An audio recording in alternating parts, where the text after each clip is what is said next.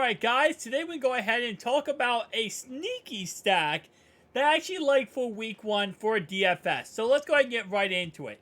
So last video we talked about the Herbo stack, and in all honesty, I still really like the Herbo stack. I think it's going to be a high scoring game between Miami and the Chargers, so this could be a really good buyback options.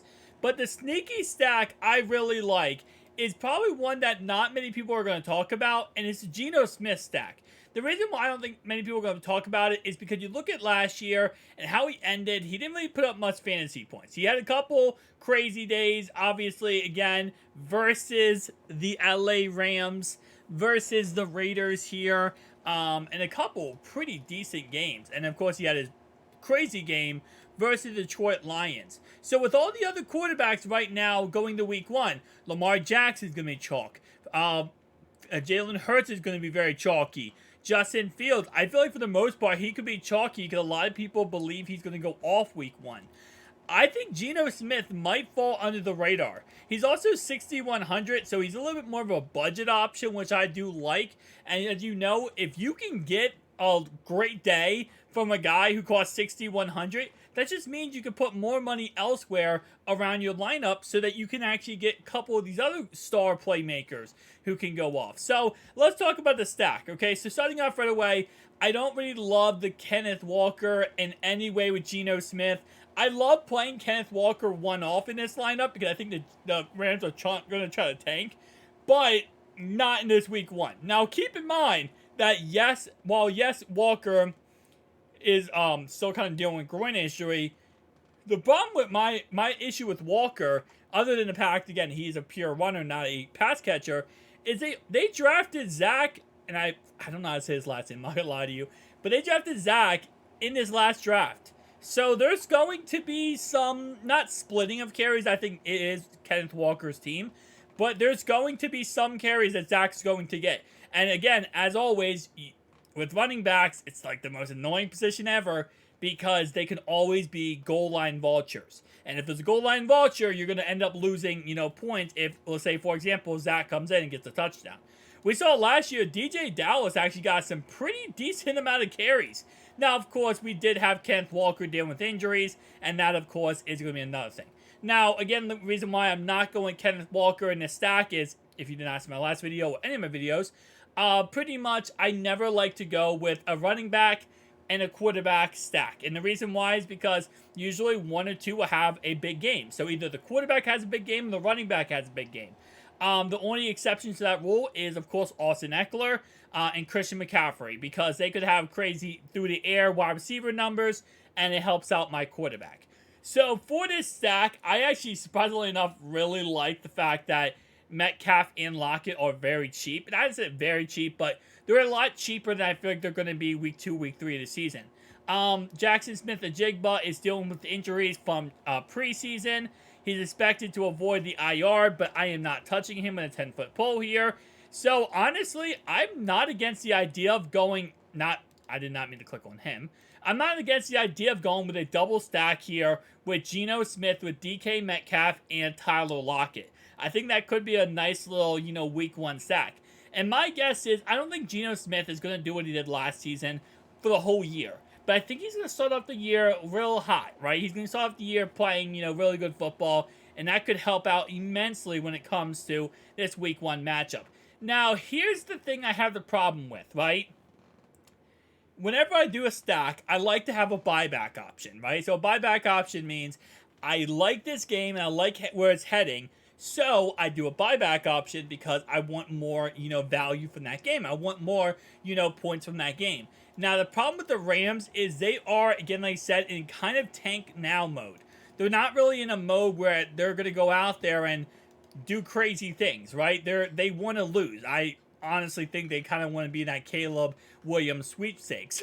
Nonetheless, though, Cam Akers is a player that, is kind of questionable for this game. And I don't mean injury-wise. I mean the fact that for some reason it seems like they don't like to give him carries around the red zone. They don't like to give this guy tutties, which always is the most annoying thing. But he's also a pass catcher and a pure running back, which I do like. So if I'm going to buy back something in this game, I don't love his price tag of 6,200, and I wish his price tag was so much cheaper than that. That would be so very, very nice. But other than him, there's not many options I like in this game. Even Tyler Higbee, I think, is solid, but I do like this Seahawks defense.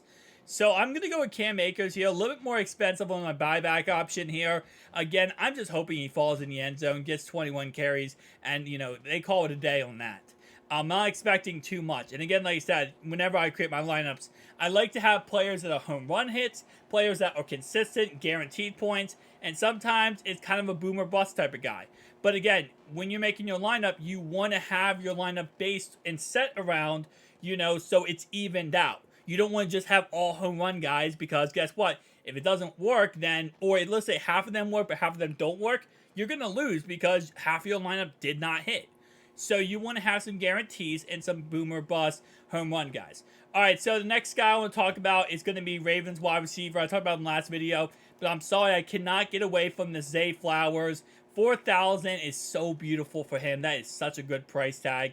I'm not really too interested in buying back or going back in this game. I think it's going to be an okay game, but I don't think it's going to be that amazing of a game versus the Ravens here.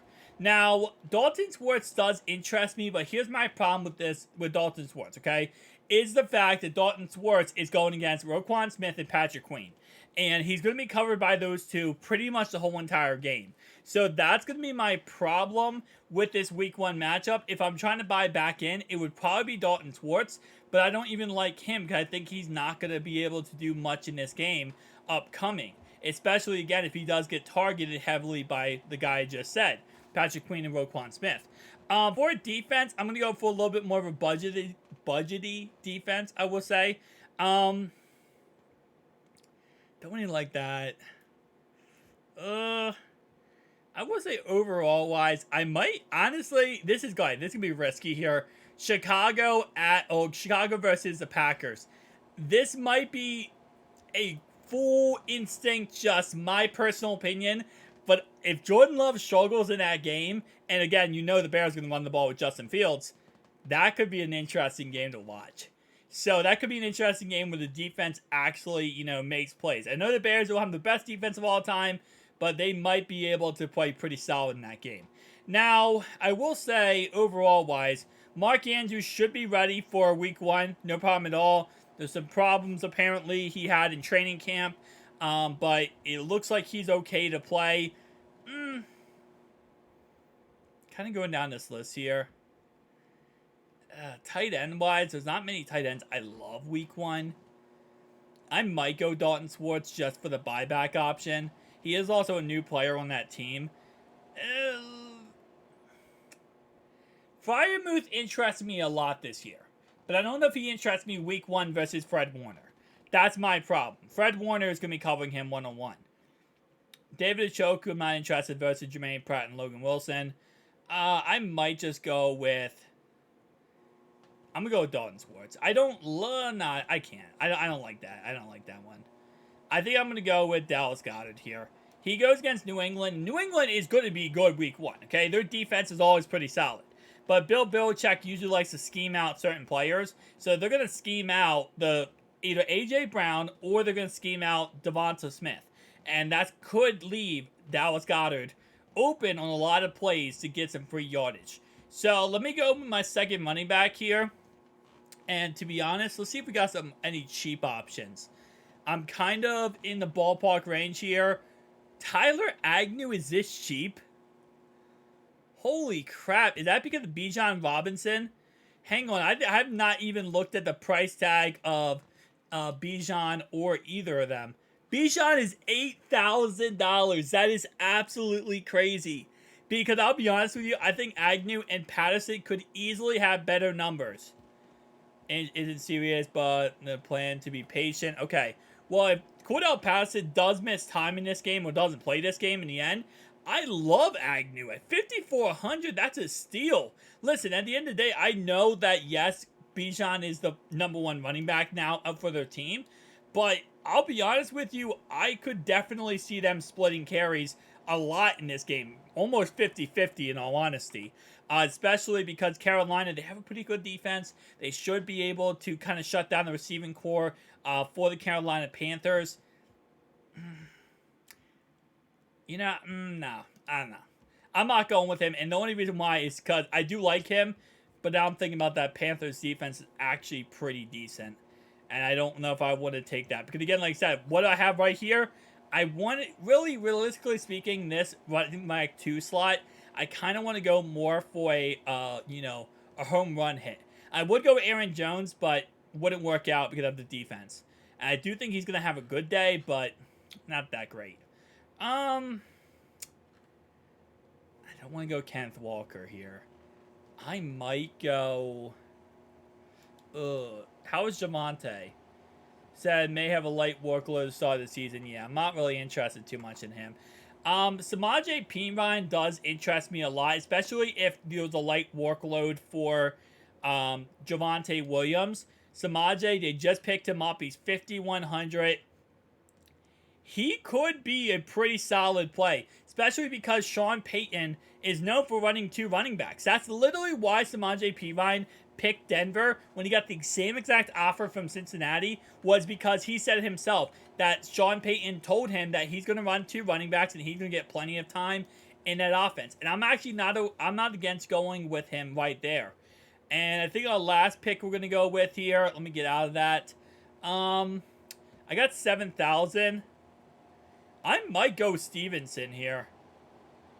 I don't really like DeAndre Hopkins week 1. I want to see how that ends up turning out week 1. Stevenson interests me. Joe Mixon doesn't really interest me. T does interest me a lot. Although it really depends on how Newsom's injury is going to be, Greg Newsome. Because he's going to get a lot of Denzel Ward. But you're going to see Jamar Chase get a lot of shadow there. Obviously, Kamara's out. Not really interested in Dobbins week 1. Mainly because I don't know what Dobbins is going to do. I don't know if he's going to stay healthy or he's going to play a little bit. I'll be honest with you. I probably am going to go to... I don't know if I want to fall into the Stevenson trap. Because Stevenson could do nothing week 1 and absolutely bone me. I think I'm going to go with T. Higgins here. Just because, again, I do have a little bit of a... I have not a boomer bust with him. He is kind of that guy he's not a boomer bust. I think he can be a mid to high ceiling, I will say. Mid to high floor, and very, very high ceiling. I mean, he could go off week 1. So kind of how I have it now is Geno Smith stacked up with DK Metcalf and Tyler Lockett. My buyback option in this game is going to be Cam Akers. I have Samaje Perine as a one-off play, Zay Flowers one-off play, Dallas Goedert and T. Higgins one-off plays, and Bears defense. Guys, tell me down below your thoughts and opinions. I'll see you guys next one. Peace.